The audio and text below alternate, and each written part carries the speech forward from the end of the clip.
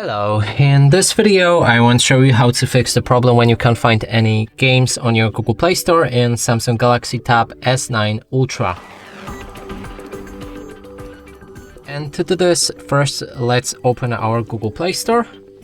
And right here, if we try to find a game like Call of Duty,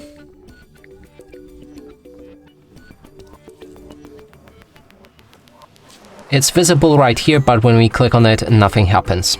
And to fix this, go back to the homepage of your Google Play Store and click on the profile picture in the top right corner of the screen.